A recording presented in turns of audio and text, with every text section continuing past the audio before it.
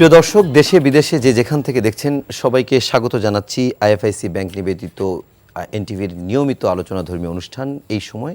সাথে আছে আমি মুকসিমুল হাসান। আজকের দিনটি খুব বেশ কিছু ঘটনাবহুল একটি দিন বলা যায়। একদিকে আজকের এই রাতেই সেই 25-এর ভয়াল কাল রাত, যে রাতের মধ্য দিয়ে আসলে বাঙালি জাতির স্বাধীনতা সংগ্রামের একেবারেই মাঠ পর্যায়ে শুরু। কেননা ওই রাতে পাক হানাদার বাহিনী নিরস্ত্র বাঙালির উপরে ঝাঁপিয়ে পড়েছিল। বিশেষ করে এই রাজধানী ঢাকায় যে তাণ্ডব, যে গণহত্যা চালিয়েছিল, তা ইতিহাসের বর্বরোচিত ঘটনার মধ্যে একটি। সেটি যেমন রয়েছে জাতির উদ্দেশ্যে প্রধান উপদেষ্টার বক্তব্য, তারপর প্রধান উপদেষ্টার স্বাধীনতা পদক, তারপরে স্বাধীনতা দিবসের আলোচনায় বিএনপি মহাসচিব মির্জা ফখরুল ইসলাম আলমগীরের বক্তব্য সহ নানা কারণেই আজকে বেশ কিছু গুরুত্বপূর্ণ বিষয় নিয়ে আমরা আলোচনা করব। আলোচনার জন্য আমরা স্টুডিওতে 3 জন অতিথিকে আমন্ত্রণ জানিয়েছি। আমার ঠিক ডানে রয়েছেন ফয়সাল আলিম, তিনি জাতীয় নির্বাহী কমিটির সদস্য বিএনপির, এবং আমার বামে রয়েছেন ইলিয়াস খান, সিনিয়র সাংবাদিক, সাবেক সাধারণ সম্পাদক জাতীয় প্রেস ক্লাব, এবং আমার সর্ববামে রয়েছে জয়নাল আবেদিন শিশির, যুগ্ম সদস্য সচিব, জাতীয় নাগরিক পার্টি। আপনাদের 3 জনকেই স্বাগত জানাচ্ছি এনটিভির স্টুডিওতে আজকের আলোচনায়। আমি একটু ইলিয়াস ভাই, আপনার অনুমতি নিয়ে ফয়সাল ভাইয়ের কাছে একটু শুরু করি।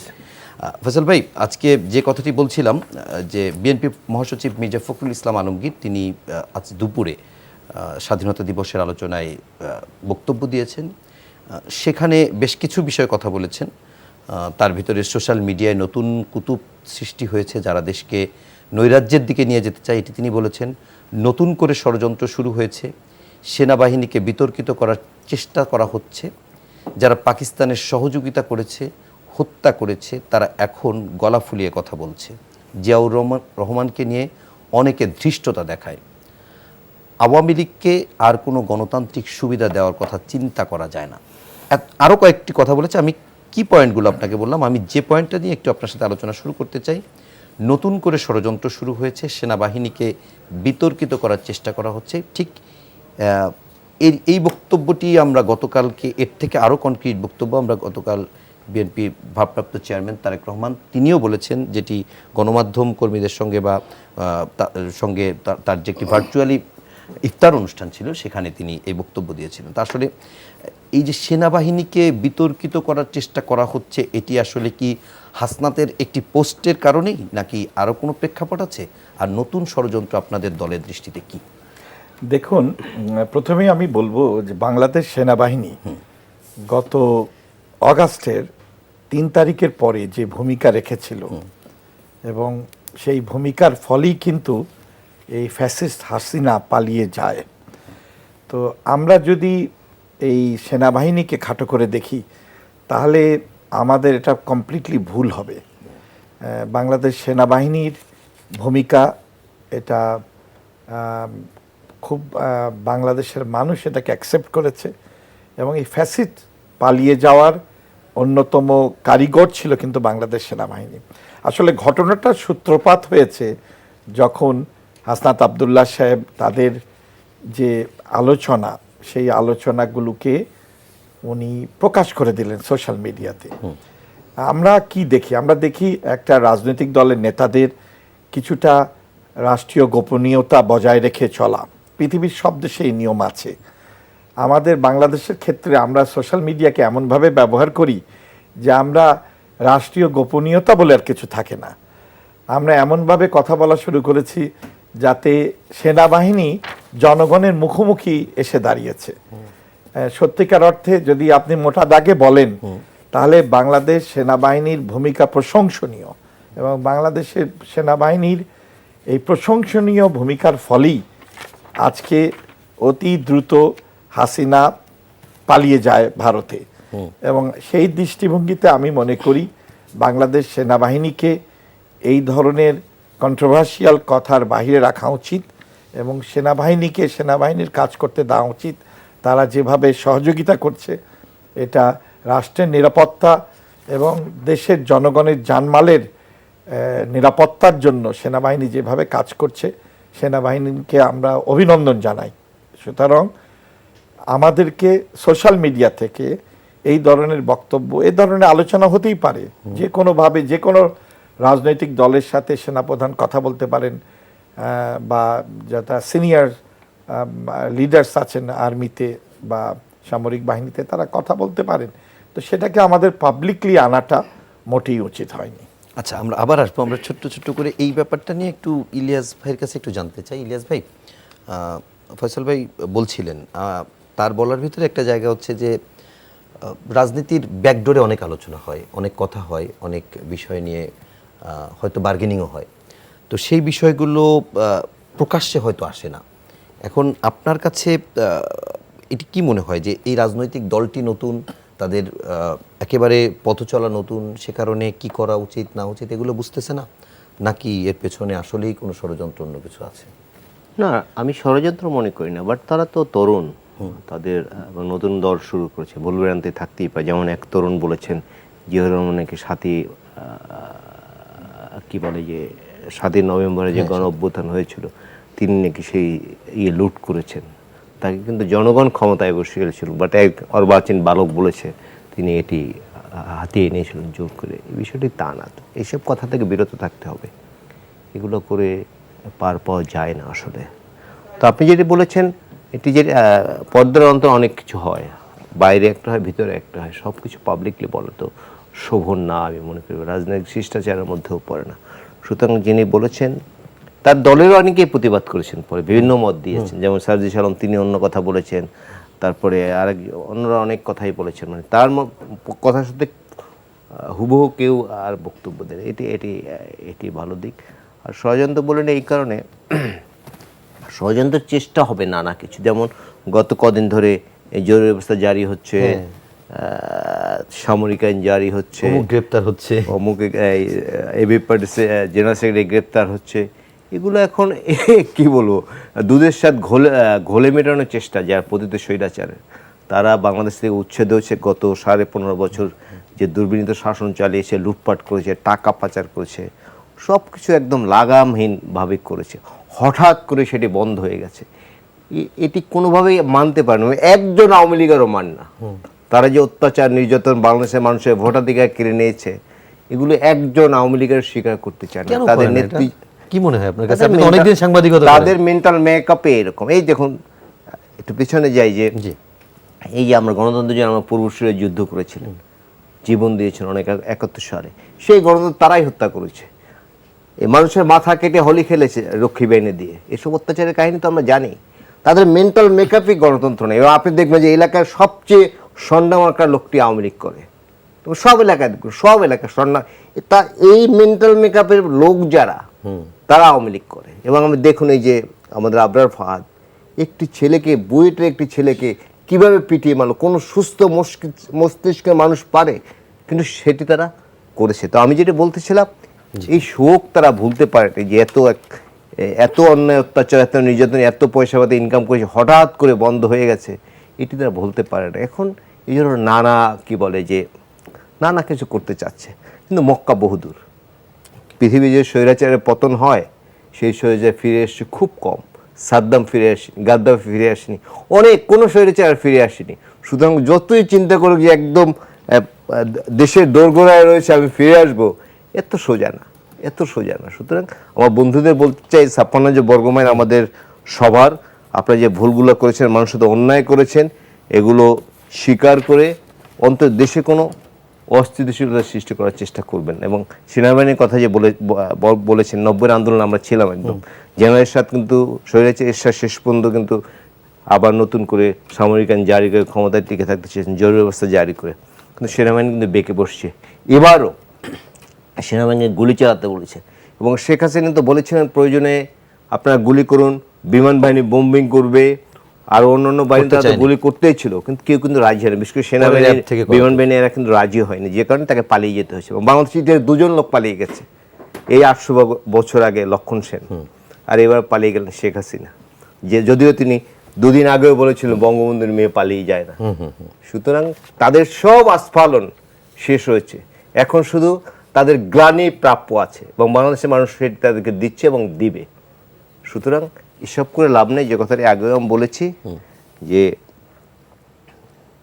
পরাজয় স্বীকার করে মানুষের কাছে ক্ষমা প্রার্থনা করে, যারা এমনি সাধারণ আওয়ামী লীগের আছে তারা দেশে থাকুক, দেশে যাতে কোনো অস্থিতিশীলতার সৃষ্টি না হয়, সেই চেষ্টা তাদের করা উচিত বলে আমি মনে করি। ওকে, আমি শিশির আপনার কাছে যাই। অনেকগুলো প্রশ্ন আপনার কাছে আজকে, বিশেষ করে বিএনপি মহাসচিব মির্জা ফখরুল ইসলাম আলমগীরের বক্তব্য আমি যেভাবে বুঝি, হয়তো ভুলও আমি বুঝতে পারি, সেটি হচ্ছে যে সোশ্যাল মিডিয়ায় নতুন কুতুব সৃষ্টি হয়েছে যারা দেশে নৈরাজ্যের দিকে নিয়ে যেতে চায়।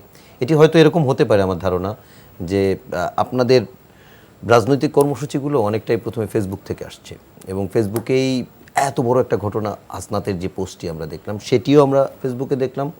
তারপরেও সার্জিসের তারপরে সেটির একটু ডিসক্লেমার বলবো নাকি সংশোধনী বলবো, কারেকশন দিয়ে আরেকটি পোস্ট সেটিও দেখলাম। নাসিরউদ্দিন পাটোয়ারি তারও পোস্ট দেখলাম, পরে তিনি আবার সেই পোস্ট থেকে সরেও এসছেন। আবার তিনি আবার সিলেটে যে এক বক্তব্য দিলেন যে রাজনৈতিক শিষ্টাচার পরিপন্থী হয়েছে হাসনাতের এই লেখাটা, পরে আবার সে বক্তব্যও তিনি কারেকশন দিলেন। এবং গতকাল আমরা সবশেষ হাসনাতের বক্তব্য, যদি আমি ভুল না করি, আপনি কারেকশন দিবেন ভুল করলে, যে সবশেষ হাসনাতের কালকের বক্তব্যটার সামাপ যদি বলি আমি, সেটি এরকম ছিল যে সেনাবাহিনী দেশপ্রেমিক, সেনাবাহিনীর সঙ্গেই থাকতে হবে, সেনাবাহিনী মানে এক কথা হচ্ছে সেনাবাহিনী, তার বক্তব্য এটুকু বোঝা যায় সেনাবাহিনী আমাদের শত্রু না, আমরা সেনাবাহিনীর সঙ্গে আছি, এরকম। তো আসলে আপনারা কি মনে করেন, এই কুতুব বলতে কি আপনাদেরই বুঝিয়েছেন? আসলে মির্জা ফখরুল ইসলাম আলমগীর এখন কুতুব বলতে তো আসলে তরুণ প্রজন্ম বিপ্লবীদেরকে বুঝিয়েছেন মনে হচ্ছে। তবে আমি ওনার কথার মধ্যে এত অ্যাগ্রেসিভনেস আশা করিনি। উনি একজন প্রবীণ রাজনীতিবিদ, উনি অনেক বেশি রাজনীতিতে কন্ট্রিবিউশন রেখেছেন, ওনার সামনে হয়তো আরও রাজনীতিক কন্ট্রিবিউশন রাখার সুযোগ আছে।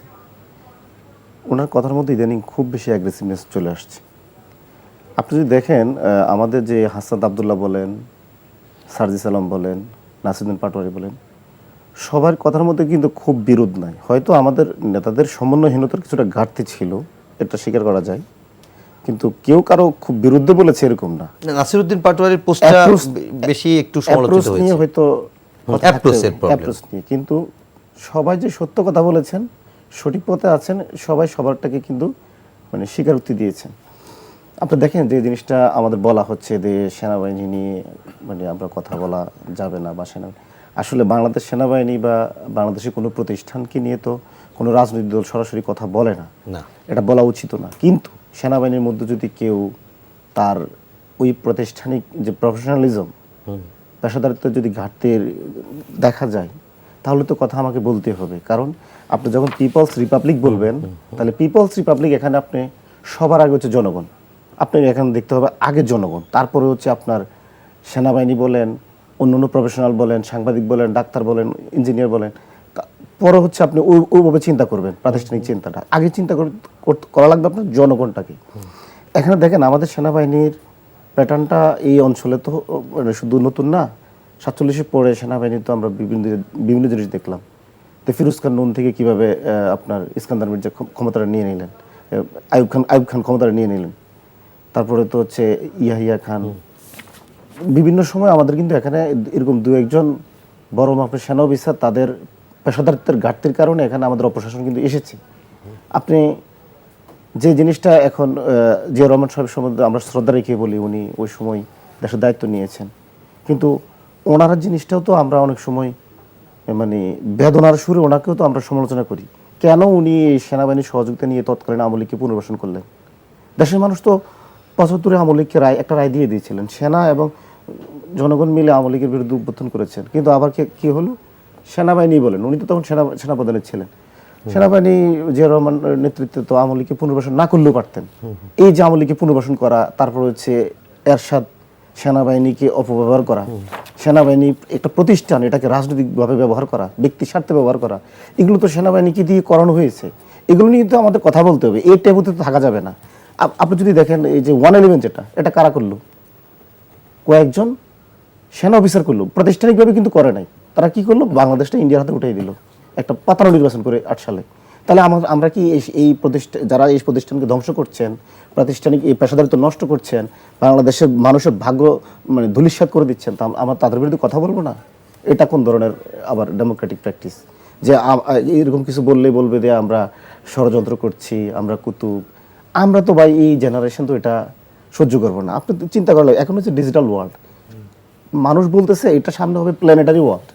আপনি এই আন্দোলনটা, যে জুলাই আন্দোলনটা, এটা পুরোটাই হয়েছে বলা যাইতে পারে আপনার 80% কন্ট্রিবিউশন হচ্ছে ডিজিটাল, মানে এই প্ল্যাটফর্মের কারণে। এই জেনারেশনটা তো আসলে অ্যাকোমোডেটেড বা এটা সবাই সঙ্গবদ্ধ হচ্ছে এই ডিজিটালি।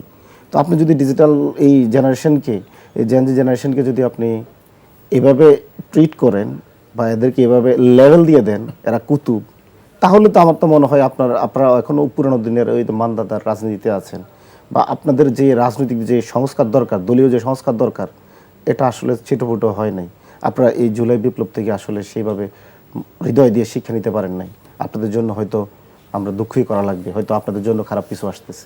একটু ফয়সাল আলিম ভাই, আপনার কাছে একটু ইলিয়াস ভাইয়ের কথার ভিতরে একটি প্রসঙ্গ আমি নোট করেছি যে ইতিহাস বলে স্বৈরাচার আর ফিরে আসে না। পৃথিবীর বিভিন্ন দেশের উদাহরণ টেনে তিনি বলেছেন, কিন্তু আমার কাছে কেন যেন মনে হয় বাংলাদেশ মনে হয় একটু ভিন্ন। আমরা দেখেছি যে সব দল মিলে যে এরশাদকে সরিয়েছিল, বাংলাদেশের শেষ দিন পর্যন্ত এরশাদ রাজনীতি করে গেছেন এবং কোনো নির্বাচনে তিনি হারেননি, এবং তিনি কোনো না কোনো রাজনৈতিক দলের সঙ্গে থেকেই সেটা করেছেন। আমি প্রশ্নটা একটু বড় করেই করি। হয়তো তিনি রাষ্ট্রীয় ক্ষমতায় সরাসরি আর আসতে পারেননি, কিন্তু তিনি সবশেষ পর্যন্ত ক্ষমতাসীন দলের অধীনে থেকে সর্বোচ্চ সুবিধা ভোগ করে তার বিশেষ দূত হিসেবেও তিনি ছিলেন, এবং তিনি যে বিরোধী দল তৈরি করেছিলেন সেটিও আওয়ামী লীগের একটি অঙ্গ সংগঠনের মতো হয়ে বিরোধী দল ছিল। তাহলে বাংলাদেশে বিএনপি বলি, জামাত বলি, জাতীয় নাগরিক পার্টি বলি, আমরা কি এমন কিছু করার আশঙ্কাও আছে যাতে এরশাদের মতো হলেও আওয়ামী লীগ থাকতে পারে? যে আমি ওই প্রসঙ্গে যাওয়ার আগে আমাদের জয়নাল তুষার ভাইয়ের, শিশির ভাইয়ের একটা কথা একটু বলে নিই, যে প্রেসিডেন্ট জিয়াউর রহমান সাহেব এমন একজন ব্যক্তি ছিলেন, উনি কিন্তু ক্ষমতায় এসে বহুদলীয় গণতন্ত্র প্রতিষ্ঠা করেছিলেন, পুনঃপ্রতিষ্ঠা করেছিলেন। এটা মানে না যে আওয়ামী লীগকে উনি পুনর্বাসন করেছেন, সব দলকে, গণতন্ত্রকে চিনিয়েছেন। আজকে আমরা এখানে বসে রাজনীতি করছি বাংলাদেশে, এই রাজনীতি করার অধিকার কিন্তু প্রেসিডেন্ট জিয়াউর রহমান ফিরিয়ে নিয়ে এসেছিলেন বাংলাদেশে। সুতরাং প্রেসিডেন্ট জিয়াউর রহমানকে খাটো করে দেখা মানে বাংলাদেশের গণতন্ত্রকে খাটো করে দেখা, বাংলাদেশের রাজনৈতিক ব্যবস্থাকে খাটো করে দেখা। তাই আমি এই ব্যাপারটা বলবো যে প্রেসিডেন্ট জিয়া কিন্তু উনি ডেমোক্রেসি বা বহুদলীয় মাল্টি পার্টি সিস্টেমটাকে নিয়ে আসার জন্যই কিন্তু আওয়ামী লীগ তখন রাজনীতিতে আসতে পেরেছিল। এই গত 15 বছরে আওয়ামী লীগ আর তখনকার আওয়ামী লীগের আপনি তুলনা করতে পারবেন না। 15 বছর ছিল রাজনীতিতে আওয়ামী লীগের ফ্যাসিস্ট, 100% ফ্যাসিস্ট চিন্তা ভাবনার রাজনৈতিক দল। তো যা হোক, আমি পরে আপনার প্রশ্নে ফেরত যাচ্ছি। আগের আওয়ামী লীগ কিন্তু এই নেচারেরই ছিল, এটার প্রকাশটা এইরকম ব্যাপক ছিল না। তখন আপনি ছিলেন না, এটা হইতে পারে।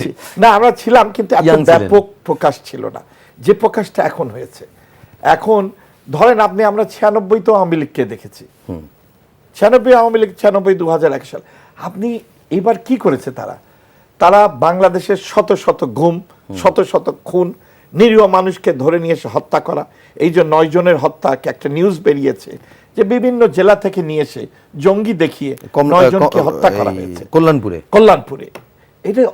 এটা একটা লোমহর্ষক অবস্থা, অমানবিক, এবং সেটা হাসিনার সরাসরি নির্দেশে এই ধরনের হত্যাকাণ্ডগুলো পরিচালিত হতো, যেটা এই গত 15-16 বছর আমরা দেখেছি। আমি আপনার প্রশ্নে ফেরত আসি, যেটা স্বৈরাচার ফেরত আসে না। একদম আমি ইলিয়াস ভাইয়ের সাথে একমত এই ব্যাপারে। স্বৈরাচার ফেরত আসে না। স্বৈরাচার হাসিনা যদি বাংলাদেশে থাকতো তাহলে কিন্তু আমরা এরশাদের সাথে তুলনা করে দেখতে পারতাম যে এরশাদ যেভাবে স্বৈরাচার এরশাদের শাসন আমলকে আমরা কতটুকু মিলাতে পারি হাসিনার 15 বছরের শাসন আমল। হাসিনাকে পালিয়ে যেতে হয়েছে কেন? হাসিনাকে পালিয়ে যেতে হয়েছে এই জন্য, শুধু হাসিনা কিন্তু পালিয়ে যায়নি। আপনি দেখবেন যে বাংলাদেশে 350 এমপি, প্রায় 400-500 জন উপজেলা চেয়ারম্যান, ভাইস চেয়ারম্যান, আওয়ামী লীগের র্যাঙ্ক অ্যান্ড ফাইল। এটা নজিরবিহীন ঘটনা পৃথিবীর ইতিহাসে, যে একটা দল, একটা জেনারেশন রাজনৈতিক দলের A to Z পালিয়ে চলে গেছে। তার মানে আমি বলবো যে 9 বছরের এরশাদের যে শাসন আমল আর এই শাসন আমল আকাশ পাতাল তুলনা। আমি একটু বলি আপনাকে, এটা বলি, সেটা হচ্ছে যে ব্যাপারটা হচ্ছে যে এই যারা জুলাই বিপ্লব করলো, সেটি বিএনপি বলি, জামাত বলি, বৈষম্য বিরোধী ছাত্র আন্দোলন বলি, সবাইকে মিলেও যদি বলি, তাদের ভুল, তাদের সমালোচনা, তাদের নিজেদের ভিতরে যে ঝামেলা বা তাদের যে ব্যর্থতাগুলো, সেগুলোর ভিতর দিয়ে আওয়ামী লীগ পুনরুজ্জীবিত হওয়ার চেষ্টা করছে কিনা? আওয়ামী লীগ তাদের যে পাপ করেছে, হ্যাঁ, এ পাপ বিচারের মাধ্যমে যে রেজাল্ট আসে, যে আউটকাম আসে, যেমন আওয়ামী লীগের যে ফ্যাসিবাদী যে চেহারা, এই চেহারার বিচারের মাধ্যমে যেটা আমরা, যে আউটকামটা আসে, সেই আউটকামটাকে আমরা অ্যাকসেপ্ট করে নিতে কোনো অসুবিধা নাই। Awami League itself a political party, আমরা পলিটিক্যাল পার্টির ফ্যাসিবাদী চিন্তা ভাবনাগুলোকে যদি বিচারিক ব্যবস্থার ভিতরে এনে এটাকে একটা রূপ দেওয়া যায়, তাহলে ঠিক আছে।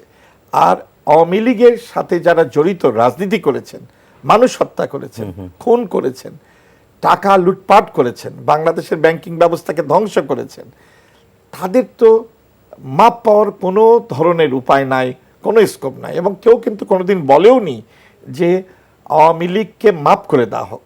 আওয়ামী লীগকে বিচারে আনতেই হবে, 1 নাম্বার। 2 নাম্বার, এবং বিচারের মাধ্যমে বিচার ব্যবস্থা যেটা বলে সেইটাকে আমাদের ফলো করতে হবে। ওকে, আমি ইলিয়াস ভাই, আপনি যদি এই প্রসঙ্গে যোগ করতে পারেন, কিন্তু আমার একটু নতুন প্রশ্ন, সেটা হচ্ছে যে আমরা 5 আগস্টের পর থেকেই দেখছি যে বিভিন্ন জায়গায় যখন কোনো সমস্যা হয়, বিশেষ করে চাঁদাবাজি, লুটপাট ইত্যাদি, তার সঙ্গে একটা বিএনপির ট্যাগও লাগে, যেটা সবশেষ আমি বলবো যে প্রায় 1 সপ্তাহ আগে বিএনপির ভারপ্রাপ্ত চেয়ারম্যান তারেক রহমান, তিনি তার একটি বক্তব্যেই বলেছেন যে 111-এর মতো করে আবার বিএনপিকে নিয়ে মিডিয়া ট্রায়াল হচ্ছে। আসলে কি এটি অতিরঞ্জিত হচ্ছে, নাকি বিএনপি যা করছে না সেটির দায় বিএনপি? কিছু জায়গায় অতিরঞ্জিত হচ্ছে, অনেক জায়গায় অতিরঞ্জিত হচ্ছে। যেমন আমার বাড়ি আওয়ামী লীগ আমার দখল করে নিচ্ছে, সাপোজ।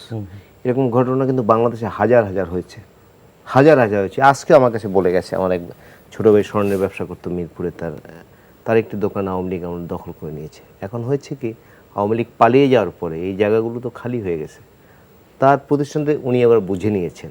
আর টুকটাক অভিযোগ যে নাই আমি তা বলবো না, অভিযোগ আছে। আওয়ামী লীগ, বিএনপি একটা মহাসমুদ্র, কোটি কোটি কর্মী এই দলটি, লক্ষ লক্ষ না কিন্তু কোটি কোটি কর্মী, মিনিমাম 4 কোটি লোক নেতা কর্মী বা আরও বেশি আছে এই দলটি। হ্যাঁ, এরা তাদের যে জায়গা জমি দখল করা হয়েছিল সেগুলো আবার অনেকে ফিরিয়ে নিচ্ছে। এটিকে দখল বলে অনেক মিডিয়া চালাচ্ছে। আর মিডিয়া তো বরাবরই, ধরুন বিএনপির সাথে মিডিয়া তো সখ্যতা কখনই দেখায়নি। কত মন গড়া রিপোর্ট দেখেছি, 1 টাকা খরচ করে না, কিচ্ছু করেন নাই। কোর্টের যখন বেগম খালেদা জিয়ার রায় দিয়েছে, মিডিয়া ফুলিয়ে ফাঁপি কতভাবে বলেছে।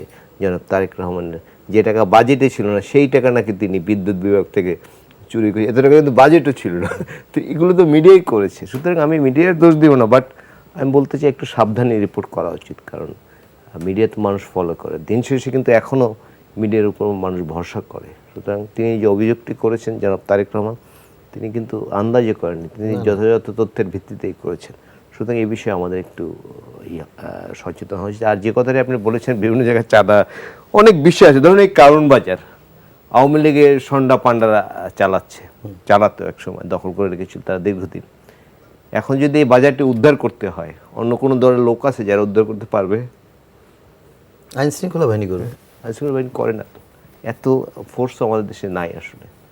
শুধু কারা করতে পারে, সেটা আবার বিএনপি। এখন গতকাল আপনি নিশ্চয়ই খেয়াল করেছেন, গত রাত থেকে ফেসবুকে, আমি ব্যক্তির নাম বলছি না, তার একটি পোস্ট এবং তারপরে আরও পোস্ট, যেটি সময় টিভি দখলের দৃশ্য, এবং সেখানে যুবদলের এক নেতা, তাকে দেখা যাচ্ছে, এবং সেটাকে বলছি ইনশাআল্লাহ আমরা দখল করছি। মানে এটা কি দখল? আমি দেখেছি, এগুলো হওয়া উচিত না। বাট এত বড় একটা বিজয়ের পরে নানা অনাকাঙ্ক্ষিত ঘটনা ঘটেছে, আর লাগাম তো টানতে হবে। বিএনপি অবশ্যই লাগাম টানছে। 3000-এর বেশি নেতাকর্মীকে বহিষ্কার করা হয়েছে। বিএনপি নিজে বাদী হয়ে তার দলের নেতার বিরুদ্ধে মামলা করেছে, দেখেছেন নিশ্চয়ই গাজী? হ্যাঁ, দেখেছি। এবং তারেক রহমান প্রতিনিয়ত বলছেন, তিনি বলছেন এবং ব্যবস্থাও নিচ্ছেন। যার বিরুদ্ধে অভিযোগ পাচ্ছেন, যখন সব অভিযোগ তো ওনার কাছে পৌঁছানো সম্ভব না। আমি একটু আগে বললাম না যে কোটি কোটি নেতাকর্মী, সব অভিযোগ তো ওনার কাছে যাওয়া সম্ভব না, উনি সব জানতেও পারেন। যেটি জানছেন সেটির বিরুদ্ধেই তিনি ব্যবস্থা নিচ্ছেন। বাট আরেকটি কথা বলি, বিএনপি যারা করেন তারা তো ফেরেশতা না, তারাও কিন্তু মানুষ, এই দেশেরই মানুষ কিন্তু। সুতরাং ভুল ত্রুটি থাকতেই পারে, বাট এটি সংশোধন হওয়া উচিত বলে আমি মনে করি, বা চেষ্টা করা উচিত অন্তত। এবং যাদের বিরুদ্ধে অভিযোগ পাচ্ছে হাইকমান্ডে তাদের বিরুদ্ধে ব্যবস্থা নেওয়া উচিত। আচ্ছা ইলিশ ভাইয়ের পরে আরেকটা বিষয় আপনার কাছে যাব, সেটি হচ্ছে যে আওয়ামী লীগের রাজনীতি প্রসঙ্গে, সেটি নিয়ে আজকে মির্জা ফখরুল ইসলাম আলমগীরও কথা বলেছে। তার আগে একটু শিশিরের কাছ থেকে একটা বিষয় একটু নিয়ে আসি। শিশির, সেটা হচ্ছে যে আমরা গতকাল দেখলাম যে আব্দুল হান্নান মাসুদ, আপনাদের সম্ভবত জ্যেষ্ঠ মুখ্য সমন্বয়ক, হ্যাঁ জ্যেষ্ঠ মুখ্য সমন্বয়ক, বৈষম্য বিরোধী ছাত্র আন্দোলনের অন্যতম নেতা, তার বাড়ি নোয়াখালীর হাতিয়া, সেখানে তিনি আহত হয়েছেন। এবং তিনি আসলে একটু জানতে চাই, আপনি যেহেতু আপনাদের এই জাতীয় নাগরিক পার্টির মিডিয়া উইংটাও আপনি দেখেন, তো আসলে ঘটনাটি আসলে কী ছিল একটু বলবেন? আসলে শুরুতেই আপনার এই বিএনপি কর্তৃক যে গতকাল আব্দুল হান্নান মাসুদ, যে দুনিয়া কাঁপানো জুলাই বিপ্লবের যে মহানায়ক, তাকে যেভাবে রক্তাক্ত করা হয়েছে, এটা পুরো বিপ্লবের সকল বিপ্লবীদের হৃদয়ে রক্তক্ষরণ হয়েছে। আমরা মনে করি এটা জুলাই বিপ্লবকে অবমাননা করা হয়েছে। আপনি একটা জিনিস খেয়াল করেন, বিএনপি বিগত 17 বছর নির্যাতিত, সে মজলুম, কিন্তু গত 7 মাসে বিএনপির আচরণ হয়ে গেছে মজলুম থেকে হয়ে ওঠা এক জালেম। কিভাবে আমি আপনাকে বলি, বিএনপি আব্দুল হান্নান মাসুদের মতন দুনিয়া কাঁপানো এই জুলাই বিপ্লবের মহানায়ককে শুধু আক্রমণ করেন নাই, হত্যা চেষ্টা করেছে। কিভাবে হত্যা চেষ্টা করেছে দেখেন, তারা অলরেডি দলীয় কর্মী 50 জনের মতন দলীয় কর্মী, বিএনপি কর্মীদেরকে খুন করেছে। বাংলাদেশে এই ঘটনা আমরা তো প্রত্যাশা করেছিলাম আওয়ামী লীগের নেতাকর্মীরা বাংলাদেশের জনগণের হাতে মানে নিহত হবেন, রাস্তাঘাটে মার খাবেন, তাদের লাশগুলো ঝুলিয়ে থাকবে, মানুষের এত পরিমাণ খুব ছিল। কিন্তু আমরা দেখলাম আওয়ামী লীগের কোনো নেতাকর্মীরা বাংলাদেশের মানুষ মানে সেভাবে করে নাই, বিচারের জন্য মানুষ অপেক্ষা করছেন। কিন্তু বিএনপি তার নিজ দলের কর্মী এক গ্রুপ আর গ্রুপকে অ্যাটাক করে অলরেডি 50 জন মানুষকে খুন করে ফেলেছেন। বাংলাদেশে কি ভয়াবহ সংস্কৃতি তৈরি করেছেন, আমরা খুবই এটা মানে এ নিয়ে অ্যালার্মিং। এখন এরকম একটি কথাও শোনা যাচ্ছে, আব্দুল হান্নান মাসুদকে আওয়ামী লীগকে পুনর্বাসিত করার কোনো চেষ্টা করছে, এই ধরনের কোনো, কেন বিএনপি তাকে মারবে একটু বুঝাই বলেন না? বিএনপি আপনি দেখেন আমাদের আব্দুল হান্নান মাসুদের যে তার যে রাজনীতিক স্টাইল অ্যাপ্রোচ, সেটা হচ্ছে জনবান্ধব রাজনীতি। সে হাতিয়া এই একটা বিচ্ছিন্ন দ্বীপ, এই এলাকায় জাহাজ দিয়ে চলাচল করা লাগে, জাহাজের সংখ্যাটাও আগে এতদিন ট্রলার জাহাজ এগুলো খুব অপ্রতুল ছিল। আব্দুল হান্নান মাসুদ এগুলো বহু কষ্ট করে সরকারের সাথে দেন দরবার করে ফেরিয়ে আনারও চেষ্টা করছে। সে বললো যে আমি অবস্থান কর্মসূচি করবো, আমার এলাকার মানুষের যাতায়াত ব্যবস্থা যদি সমাধান না করে দেওয়া হয়। এগুলো করার কারণে আব্দুল হান্নান মাসুদ ওই এলাকার অভিসংবাদিত নেতা হলেন, জনপ্রিয় নেতা হলেন, ব্যবস্থা করে দিলেন। মানুষ আব্দুল হান্নান মাসুদকে আপন করে নিলেন। এই যে তার রাজনৈতিক জনপ্রিয়তা, এটাকে বিএনপির স্থানীয় বিএনপি নেতারা সহ্য করতে পারছেন না, কোনোভাবে পারছেন না। সে এত বেশি কম সময়ে এই এলাকার মানুষের কাছে এত বড় মানে জনপ্রিয় নেতা হলেন। এই জনপ্রিয়তাকে তার কাল হয়েছে। এই জনপ্রিয়তায় তাকে এই দিন দিন তার মৃত্যু হত্যা চেষ্টা করা হয়েছে। তাকে পরপর 2বার হামলা করা হয়েছে, একবার না, আপনার মিডিয়া হয়তো একবার দেখেছেন, তাকে 2বার হামলা করা হয়েছে। টোটালি এই হামলার মধ্যে জিয়ার সৈনিক এক হল, লড়াই করো, প্রকাশ্যে এই ধরনের স্লোগান দিয়ে, এই যে স্লোগানগুলো এখনো আছে। তো আমরা মনে করি যে বিএনপি যে শুরু থেকে আমরা বললাম যে সংস্কারের প্রয়োজন, বিএনপি তার দলীয় সংস্কারের প্রয়োজন। বিএনপি তো বাংলাদেশে এখন কোনো সংস্কারকে মানতেছে না, যে আওয়ামী লীগ নিষিদ্ধ করা, যেটা বাংলাদেশের সবচেয়ে বড় সংস্কার এবং কার্যকরী সংস্কার, এই সংস্কারও সবার আগে বাধা দিয়েছে বিএনপি। রাষ্ট্রপতি এরকম যুবলীগ একজন নেতা যে করাপ্টেড, এই যুবলীগ নেতা রাষ্ট্রপতি চুপুকে এই অপসারণের মতো সংস্কারও বাধা দিয়েছেন। বিএনপি যে সংবিধান বাংলাদেশের মানুষের ভোটাধিকার হরণ করার জন্য কাজ করেছে, যে সংবিধান 1% ভোট না পেয়েও, জনগণের ম্যান্ডেট না নিয়েও যে কেউ প্রধানমন্ত্রী থাকতে পারে, জনপ্রতিনিধি থাকতে পারে, ওই সংবিধানের পক্ষে বিএনপি সাফাই গাচ্ছেন। এই সংবিধানের সংশোধন বিএনপি কোনো আগ্রহ দেখাচ্ছে না, বাধা দিচ্ছে। সংশোধন হয়তো চাই, বিএনপি গণপরিষদ নির্বাচনের বাধা দিচ্ছেন। এই যে মৌলিক সংস্কারগুলোতে প্রত্যেকটা সংস্কৃতি বিএনপির না না না না, আমরা অবাক হয়ে যাচ্ছি। তাহলে বিএনপি কি বাংলাদেশে কোনো সংস্কারের সাথে তাল মিলাতে পারবেন না? ওনারা সেকেন্ড রিপাবলিক চাচ্ছেন না, সেকেন্ড রিপাবলিক নাকি কি তারা বোঝে না। আরে আপনার ৮৫ বিপ্লবের পরে ফ্রান্সে এখন 5টা রিপাবলিক চলে, 5ম রিপাবলিক চলে। আপনার স্পেনের সেকেন্ড রিপাবলিক হয়েছে, আপনার দক্ষিণ আফ্রিকার সেকেন্ড রিপাবলিক হয়েছে, ব্রাজিলে হয়েছে, পর্তুগালে হয়েছে, আপনার সমস্ত দেশের সেকেন্ড রিপাবলিক হয়েছে। তো আপনি কি পুরাতন জিনিস নিয়ে কি আপনি আজীবন থাকবেন? এই বাংলাদেশ কি শুধু একটা রিপাবলিকের উপর চলবে? বিএনপি তার দলটা হয়ে গেছে এখন বেপরোয়া, মানে অপ্রস্তুত একটা বিজয় পাইছে, যেটা তারা নিজেরা প্রত্যাশা করে না এত বড় বিজয় হবে। ছাত্র জনতার রক্ত দিয়েছে, তারা হয়তো মনে করেছিল এটা আন্দোলন হয়েছে, তারা ভাবে না এই ধরনের একটা বিজয় কেন মনে হচ্ছে। এখন তারা মনে করছে এটা তাদের বিজয়, তারা এখন শুধু তাদের বিজয়, কারণ তাদের সংগঠন আছে, অন্য কারো এত বড় সংগঠন নাই। আমি বিএনপিকে এখান থেকে, ফয়সাল ভাই তো আছেন, এখান থেকে আপনাদেরকে আমি একটু নজর দিয়ে বলতে চাই, কোনো সংগঠন বড় হওয়া আর ছোট হওয়া খুব বেশি সময়ের ব্যাপার না। আপনার এই যে যে বিএনপিকে এত বড় দেখছেন, এই বাংলাদেশের মানুষ কিন্তু চাইলে বাংলাদেশে বিএনপি থেকে বড় সংগঠন বাংলাদেশের মানুষ সংগঠিত করতে পারে। এটা যদি বিএনপির অপকর্মটা এবং যদি এই ব্যাপারে আচরণ যদি ঠিক আওয়ামী লীগের আচরণের মতো হয়ে যায়, বা যেটাকে এখন অনেকে বলা বলি করছেন, এটা কি বিএনপিকে আসলেই অবশিষ্ট ফেসিবাদ, বা যে ফেসিবাদটুকু আমরা এখনো দূর করতে পারি নাই, বা বিএনপি তার দলীয় যে অবশিষ্ট ফেসিবাদটুকু এখনো ত্যাগ করতে পারে নাই, আমরা এই নিয়ে খুবই সতর্ক। বিএনপিকে নিয়ে আমরা সতর্ক এবং বিএনপিকে নিয়ে আমরা কষ্ট পাচ্ছি। মূল টার্গেটই বিএনপি না, আমরা কি বিএনপি এমন হবে কেন? আমরা তো ভাবছিলাম যে বিএনপি তো আমাদের সহযাত্রী। আচ্ছা, আমি বিএনপি কেন এমন হবে? আসলে আচ্ছা, আমি একটু বিএনপির আচরণ কেন এমন হবে? আমরা তো অবাক হয়ে যাচ্ছি বিএনপির আচরণ দেখে। এটা তো আমরা এরকম বিএনপি প্রত্যাশা করি নাই তো। ফয়সাল আলিম ভাই, আপনার কাছে জানতে চাইছি, একটা বড় মারাত্মক অভিযোগ করেছে। শুধু অভিযোগ না, আমরা এটি সোশ্যাল মিডিয়ায় এমনকি গণমাধ্যমেও দেখেছি যে গতকাল তার কপালের এই জায়গা অনেকখানি ফুলে আছে এবং সে জুলাই বিপ্লবের বা জুলাই গণ অভ্যুত্থানের অন্যতম নায়ক। সে তাকে যদি আজকেই এই পরিণতি বিএনপি ক্ষমতায় আসার আগেই ভোগ করতে হয়, তাহলে বিএনপি তো মানুষ ধরেই নিচ্ছে বিএনপি ক্ষমতায় আসবে, তাহলে বিএনপি পুরো ক্ষমতায় আসলে তাদের সেফটি সিকিউরিটি কতটুকু থাকবে? দেখুন, প্রথমেই আমি সমবেদনা জানাচ্ছি আব্দুল হান্নান মাসুদের এই ঘটনার জন্য। তবে আপনাকে প্রথমে দেখতে হবে যে এই ঘটনাটা আসলে কোথা থেকে কি হলো। প্লিজ একটু বলেন। It is a individual case. আমার ইলিয়াস ভাই বলেছিলেন যে আমাদের 5 কোটি বিএনপির আমি 5 কোটি বলি না, আমি বলি 7 থেকে 8 কোটি সমর্থক এবং কর্মী বাহিনী বিএনপির রয়েছে। এটা একটা বিশাল সংগঠন বাংলাদেশে এবং সত্যিকার অর্থে গত 16 বছর কিন্তু এই বিএনপি এই বারুদের স্তূপ তৈরি করেছিল আন্দোলন সংগ্রামের মাধ্যমে, এবং সেই বারুদের স্তূপে ম্যাচের কাঠি জ্বালানো হয়েছে ছাত্র জনতার গণ অভ্যুত্থান 5ই আগস্ট। ম্যাচের কাঠি জ্বালানো কি অন্যায় ছিল? তাদের কেন মারবে না? অবশ্যই আমি আসছি কথাতে, Please, please. আমি মারার তো সমর্থন দিচ্ছি না আপনাকে। আমি বলতে চাচ্ছি যেটা, যে বিএনপির আন্দোলনের ফসলই আজকের এই ছাত্র জনতার গণ অভ্যুত্থান। এখন আসেন ইন্ডিভিজুয়ালি আব্দুল হান্নান মাসুদের এখানে এত বড় একটা সংগঠনে ইন্ডিভিজুয়ালি বিভিন্ন জায়গাতে বিভিন্ন ঘটনা ঘটতেই পারে, এটা কোনো অসম্ভব ব্যাপার না, অস্বীকার করার বিষয় না। এটা আন্ডার ইনভেস্টিগেশন। আমাদের দলের যদি কোনো কর্মী এই ঘটনার সাথে জড়িত থাকে, বিএনপির হাইকমান্ড বা আমাদের ভারপ্রাপ্ত চেয়ারম্যানের নির্দেশ আছে সরাসরি বহিষ্কার করা, এবং উনি ইতিমধ্যে প্রায় 3000 নেতাকর্মীকে বহিষ্কার করেছেন। এবং আমাদের এটা জিরো টলারেন্স পলিসিতে বিএনপি আগাচ্ছে যদি এই ঘটনাটা সত্যিকার অর্থে রাজনৈতিক ঘটনা হয়ে থাকে।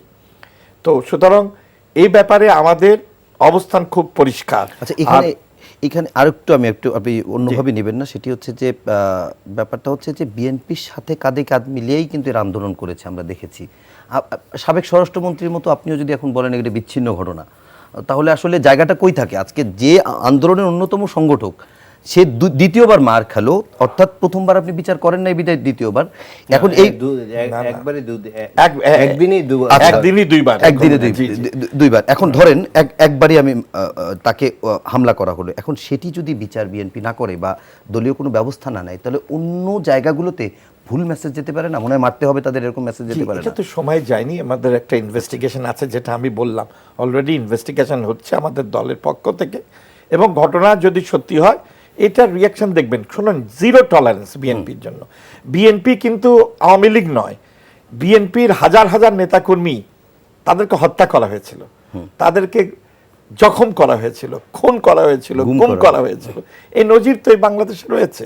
তো সুতরাং আমরা কিন্তু জিরো টলারেন্সে আগাচ্ছি। আমি আবারও বলছি, আব্দুল হান্নান মাসুদের প্রতি বিএনপির যদি নেতা কর্মীদের দ্বারা কোনো কিছু সংগঠিত হয়ে থাকে, এইটা অলরেডি ইনভেস্টিগেশন হচ্ছে এবং এই বিষয়ে দল সিদ্ধান্ত নেবে যে কোনো সময়। আপনি দেখবেন এটা এ ব্যাপারে কোনো ধরনের কথা নেই, লাউড এন্ড ক্লিয়ার, আপনি একদম পরিষ্কার কথা।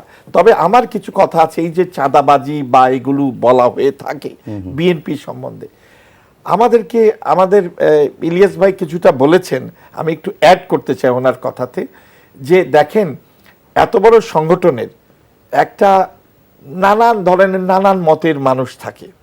কেউ থাকে হোমজিক্যাল কোনো কাজ করবে, কেউ শান্ত শিষ্টভাবে রাজনীতি করবে। তো ইন্ডিভিজুয়ালি এত বড় দেশে নানান ধরনের এইসব ঘটনা সংগঠিত হতে পারে। তবে আমি মনে করি এই উপমহাদেশের একমাত্র রাজনৈতিক দল হিসেবে বিএনপি একটা নজির সৃষ্টি করেছে। কি নজির? চাঁদাবাজ দেখা মাত্রই বহিষ্কার, যেখানে চাঁদাবাজি সেখানেই বহিষ্কার। এবং কিছুটা এখন ব্যাপার হয়ে গেছে কি জানেন, কোনো কিছু হলেই যে দোষ কার? বিএনপির। কোন জায়গাতে চাঁদাবাজি হলে আরে ভাই চাঁদাবাজি হয়েছে, এলাকার গুন্ডা পান্ডা চাঁদাবাজি করছে, সেই দোষও বিএনপির। তো বিএনপির অটো গভর্নমেন্ট হয়ে গেছে আমাদের BNP। বিএনপি আর কত নেবে? বিএনপি তো দায় দায়িত্ব নিচ্ছেই। 16 বছর যাতাকলে পিষ্ট হয়েছি আমরা, অন্য কেউ না। 16 সবচেয়ে বড় বছর আপনারা ধরে সফল। আমরা কিন্তু মোমেন্টাম তৈরি করেছি। এই মোমেন্টামে ফিনিশিংটা দেওয়া হয়েছে ছাত্র জনতার এই গণ অভ্যুত্থানের মাধ্যমে। সুতরাং বিএনপিকে সব ক্ষেত্রে, আমি কিন্তু অস্বীকার করছি না যে কিছু হয় না, যে কিছু হয় না, এবং যাদের যেখানে যেখানে হয়েছে বিএনপি এত তাড়াতাড়ি ব্যবস্থা নেওয়া, যেটা আমি বললাম, যেটা কিন্তু নজিরবিহীন ঘটনা। এই পৃথিবীর ইতিহাসে স্ট্রং পলিটিক্যাল পার্টি, যে পার্টির জনসমর্থন রয়েছে এবং এটা তুঙ্গে আমাদের জনসমর্থন, আপনার ফ্রি ফেয়ার ইলেকশনে অ্যাবসলিউট মেজরিটির পথে বিএনপি আল্লাহর রহমতে। তো সুতরাং সেই পার্টি কিন্তু অনেক কিছুকে সহ্য করে চলছে। যেখানে যেখানে অকারেন্স হচ্ছে, যেখানে যেখানে চাঁদাবাজির ঘটনা হচ্ছে, সাথে সাথে বহিষ্কার। এবং আপনি দেখে থাকবেন কালবেলা বা যে কোনো একটা, যদি আপনি অনলাইন নিউজ টিউজ খুলে দেখেন, আমি বাংলাদেশের খুললেই দেখবেন বিএনপির পক্ষ থেকে বহিষ্কার, নাহলে সতর্ক। এখন তো সতর্ক না, আমরা প্রায় বহিষ্কারই চলে যাচ্ছি। এবং আরো এই কথা আমি নিশ্চিত করছি জি, আমার দলের পক্ষ থেকে, যে বিএনপি কোনোভাবে কোনো চাঁদাবাজকে দলে স্থান দেবে না ইনশাল্লাহ। ওকে, অনেক ধন্যবাদ। ইলিয়াস ভাই, আপনার কাছে একটু আওয়ামী লীগ প্রসঙ্গে আগে একটু বলে রাখছিলাম যে আওয়ামী লীগের রাজনীতি নিয়েই কি আসলে বৈষম্য বিরোধী ছাত্র আন্দোলন বা এখন জাতীয় নাগরিক কমিটি তাদের সাথে দূরত্বের জায়গাটা? কেননা বিএনপির পক্ষ থেকে এক এক সময় এটি নিয়ে প্রায় কাছাকাছি কিন্তু ভিন্ন ভিন্ন বক্তব্য পাওয়া যায়। কখনো মনে হয় যে বিএনপিকে নিষিদ্ধ, আওয়ামী লীগকে নিষিদ্ধ করার আমরাকে, কখনো বলা হয় যে না, বা আওয়ামী লীগ আসলে এদেশে রাজনীতি করার আর রাইটস রাখে না। আজকেও মির্জা ফখরুল ইসলাম আলমগীর আগের বক্তব্য তার থেকে একটু ব্যতিক্রম, কিন্তু কাছাকাছি হিসেবেও ব্যাখ্যা দিলে হয়তো আসবে। সেটি হচ্ছে আওয়ামী লীগকে আর কোনো গণতান্ত্রিক সুবিধা দেওয়ার কথা চিন্তা করা যায় না। এই উপলব্ধি কি বিএনপির চেঞ্জ হয়? আসলে আপনি সাংবাদিকতার মানুষ, একটু আপনার মনে হয় আওয়ামী লীগ ইস্যুতেই কি আমাদের ঝামেলাটা রয়ে গেল কিনা? আসলে বিএনপি একটি গণতান্ত্রিক দল। আপনি জানবেন যে এদেশে গণতন্ত্র পুনরুজ্জীবিত করেছে শহীদ রাষ্ট্রপতি জিয়া রহমান, যখন মানুষের কথা বলার অধিকার, লেখার অধিকার, এগুলো সব কেড়ে নেওয়া হয়েছিল। তিনি কিন্তু ক্ষমতায় এসে প্রথমে এই কাজটি করেছেন। কারণ যত দলই হোক, যত অপরাধী করুক, ধরুন আওয়ামী লীগের কথাই, 75-এর 15ই আগস্টে বিয়োগান্তক ঘটনা ঘটেছিল, সেটা তো আওয়ামী লীগের দুঃশাসনের কারণে। আমাদের স্বাধীনতা যাকে বলা হয় স্থপতি, তিনিও সেই ঘটনায় খুন হয়েছেন, কিন্তু তাদের দুঃশাসনের কারণে মূলত। কিন্তু শহীদ রাষ্ট্রপতি জিয়া রহমান এসে কিন্তু তাদেরকে রাজনীতি করার অধিকার দিয়েছেন। আমি এক ফেসিস্টে বিদায় করে আমি নিজে ফেসিস্ট হয়ে গেলাম, এটা তো হওয়া উচিত না। এখন এখন আমরা ক্ষমতায় আছি, অমুক নিষিদ্ধ করলাম, অমুককে ক্ষমতা থেকে নামিয়ে দিলাম, এটা তো এক ধরনের ফেসিজমের কথা বলে। সব কিছু চিন্তা করে করতে হবে, দেশটা কীভাবে গণতান্ত্রিক পথে যেতে পারে সেই চিন্তা করে এগোতে হবে। সুতরাং একটি প্রশ্নে সবাই এক ব্যাক হওয়া উচিত আমি মনে করি। ফেসিজম বিদায় নিয়েছে, সেই ফেসিজম যদি আবার ফিরে আসে তাহলে কেউ বলুন বিএনপি, এনসিপি, জামাত ইসলাম, কারো কিন্তু রক্ষা নেই। এদেশে যারা গণতন্ত্রের পক্ষে কথা বলেছে বা এখনো যারা বলছে, কে কিন্তু থাকতে হবে। এবার আসবে কিন্তু আরো দানব হয়ে, যেমন ইরশাদের কথা শেখ হাসিনাই বলছেন যে এবার আত্মীয় স্বজনও দেখা হবে তাদেরকে, এবার সেই সুযোগের উনি পাবেন না ইনশাআল্লাহ। ওই যদি আসে বললেন কোনোদিন না। এটি কি বলা যে আকাশ কুসুম কল্পনা, এটি ওনারা ভাবছেন এবং ওনার কর্মীদের মাঝে মাঝে চাঙ্গা করতে চেষ্টা করছেন এবং করছেন। দেখুন না কর্মীদের ফেসবুক পোস্ট, মনে হয় যেন কালকেই ওনাদের নেত্রী চলে আসবেন। ওনাদের নেত্রী, একটু আগে আমি যে বললাম যে ওনাদের নেত্রী এত বীর, উনিই কিন্তু পালিয়ে গেছেন। ইভেন শৈলজা এরশাদও কিন্তু পালিয়ে যাননি, না, তাকেও কিন্তু বলা হয়েছিল যে আপনি বাইরে চলে যান, কিন্তু তিনি যান না। তিনি কিন্তু জেল খেটেছেন, বহুদিন জেল খেটেছেন, তিনি কিন্তু যান নাই, কিন্তু উনিই পালিয়ে গেছেন। সুতরাং ওনার নেতা কর্মী যারা আছে, এই দেখি যে পশ্চিমবাংলায় নিউ মার্কেট বসে ইফতার পার্টি করছে, নানা কিছু, ওইসব জায়গায় করতে হবে। এই ভূখণ্ডে করা একটু টাফ হবে, এই ভূখণ্ডে করা একটু টাফ হবে। সুতরাং আমি মনে করি এই প্রশ্নে সবার এক হওয়া উচিত যে এই ফ্যাসিজম যেন কোনোভাবে আমাদের মধ্যে আমরা একটু আগে আমি বলেছি আমরা তো এই দেশের মানুষ, আমাদের মেন্টাল মেকআপ এক একজন এক এক রকম, বাট ফ্যাসিজমের প্রশ্নে সবার কিন্তু ঐক্যবদ্ধ থাকা উচিত। এনসিপি আমাদের তরুণ বন্ধুরা যেমন মহান মুক্তিযুদ্ধের পরে তরুণরা জাসদ গড়ে তুলেছিলেন, কিন্তু তাদের নানা হটকারী সিদ্ধান্তের কারণে জাসদ বলতে এখন কোনো দলই নেই। আমরা খুব আশা করতে চাই এনসিপি একটি ভালো দল হোক, দেশের শ্রেষ্ঠ তরুণরা এই দল করুক, তার সামনে যে এগিয়ে যাক। তাদের এবং বিএনপি এবং অন্যান্য যে দল আছে জামাত ইসলামী সহ এই প্রশ্ন সবার এক থাকা উচিত, যাতে ফ্যাসিজম কোনোভাবে ফিরে না আসা উচিত। আর বিএনপি মহাসচিব যেটি বলেছেন আওয়ামী লীগের কথা, হ্যাঁ এই প্রশ্ন এই কথা সবাই বলছেন, কিন্তু আবার আওয়ামী লীগ কিন্তু নিষিদ্ধ হচ্ছে না। যেমন আওয়ামী লীগ ক্ষমতা থাকতে জামাত নিষিদ্ধ হচ্ছে, আমরা 15.5 বছর ধরে শুনেছি, কিন্তু কখনো নিষিদ্ধ করে না।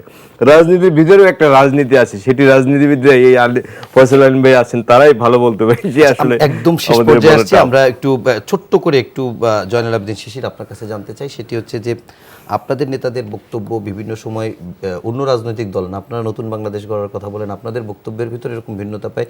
কোনো ধরনের অস্থিরতা আপনাদের ভিতরে আছে কিনা? নির্বাচন কেন্দ্রিক এখনই কি বড় রাজনৈতিক দলগুলোর কথা জোট করার কথা ভাবছেন কিনা? তাহলে আপনাদের দিয়ে নতুন বাংলাদেশ কীরকম হবে?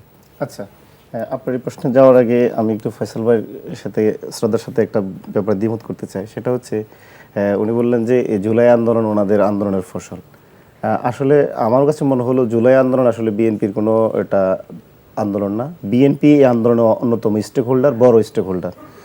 বিএনপির একটা কর্মসূচি এখনও চলমান। বিএনপি সরকার পতনের জন্য অসহযোগ আন্দোলন ডাক দিয়েছিলেন, এই আন্দোলন এখনও প্রত্যাহার করা হয় নাই, এই আন্দোলন এখনও চলমান। ওই আন্দোলনে দেশের মানুষ সাড়া দিয়েছে বলে আমার জানা নাই, আমি তো বিএনপি বিডি রিপোর্টারে ছিলাম, বিএনপির নেতাকর্মীরাও সাড়া দেয় না সেভাবে। সুতরাং জুলাই আন্দোলনটা এটা বাংলাদেশের ছাত্র জনতার আন্দোলন, বিএনপি জামাত সবাই এই আন্দোলনের স্টেক হোল্ডার। আমরা মনে হয় এইভাবে চিন্তা করা উচিত। আর ফয়সাল ভাই যেটা বললেন যে বিএনপি প্রচুর বহিষ্কার করছেন, ভাই দেখেন বহিষ্কার তো করতেছেন, কিন্তু অলরেডি আপনাদের দলীয় নেতাকর্মী 50 জনের কিন্তু প্রাণহানি হয়েছে। এগুলো বহিষ্কার করে সমাধান করা যাবে না। আপনাদের দলের সংস্কার দরকার, বড় ধরনের সংস্কার দরকার। আওয়ামী লীগকে দেখে দেখে হয়তো আপনাদের মধ্যেও ফেসিজম এখনও বিদ্যমান, বা এই অবশিষ্ট ফেসিজম আছে দলের মধ্যে, এটা স্বীকার করে নিয়ে মনে হয় দলকে রিফর্ম করার সুযোগ এসেছে এখন। আর আপনি যেটা বললেন যে আমরা আমাদের সমন্বয়হীনতা বা জোট করা, আসলে দেখেন আমরা তো নতুন একটা দল করেছি মাত্র, আমাদের সবাই বুঝে ওঠার জন্য একটু সময় প্রয়োজন। হ্যাঁ, আমাদের কিছুটা সমন্বয়ের ঘাটতি রয়েছে বলে আমরা মনে করি, কিন্তু আমাদের কোনো ঐক্যমতে বা ভ্রাতৃত্ববোধে বা দলের প্রশ্নে অটুট থাকার প্রশ্নে কোনো ঘাটতি নেই। আমাদের দল খুব সবার সাথে খুব ভ্রাতৃত্ববোধের সাথে আছে, ঐক্যমতে আছে। আর জোট নিয়ে আমরা আপাতত ভাবছি না। আমরা মনে করছি আমরা যেভাবে রেসপন্স পাচ্ছি গ্রামে, উপজেলা, শহরে, সব জায়গায় আমরা প্রত্যাশার থেকে বেশি রেসপন্স পাচ্ছি। আমরা তো মনে করি আমরা খুব ভালো করবো। তো ফয়সাল ভাই যেটা বললেন যে বিএনপি অ্যাবসলিউট মেজরিটি, আমার কাছে মনে হচ্ছে বিএনপি শক্তিশালী একটা বিরোধী দল হতে যাচ্ছে। তার মানে আপনাদের 4, 5, 6 এবং আমরা আশা করতেছি আমরাই ভালো করবো ইনশাআল্লাহ। আমরা হয়তো সরকার গঠন করার সম্ভাবনা আছে। আমার আসলে 3 লাখ ভোটার আছে, আমি একটি ভোট এনসিপির দেখি না। আমার ছোট ভাই বলছে যে কিভাবে তারা সরকার গঠন, তাদের দলের জন্য প্রতীক হয় না। আমাদের 1 মাসের মধ্যে যে গ্রোথ, আমাদের যদি আমাদের এই সময় থাকে, এটা আমরা আশা করি আমরা খুব ভালো করব। এবং এই বাংলাদেশের জনগণ টোটাল পপুলেশনের 2% লোক কিন্তু সরাসরি সাংগঠনিক রাজনীতি করেন না, আর বাকি 98% জনগণ তো ভোটার। ভোটারদের মন আপনার শেষ 2 মাস, শেষ 2 ঘন্টায় কি হবে আপনি বলতে পারেন না। এটা বিএনপির ভোট না, 98% ভোট হচ্ছে জনমত। ওকে, অনেক ধন্যবাদ জয়নাল আবেদিন শিশির, ইলিয়াস খান এবং ফয়সাল আলীম, এবং দর্শক আপনাদেরকেও ধন্যবাদ জানাচ্ছি কষ্ট করে এত রাত জেগে এতক্ষণ ধরে অনুষ্ঠান দেখার জন্য। আমরা শেষ করার আগে সবাইকে মহান স্বাধীনতা দিবসের শুভেচ্ছা জানিয়ে শেষ করছি। সবাই ভালো থাকবেন, সুস্থ থাকবেন, শুভরাত্রি।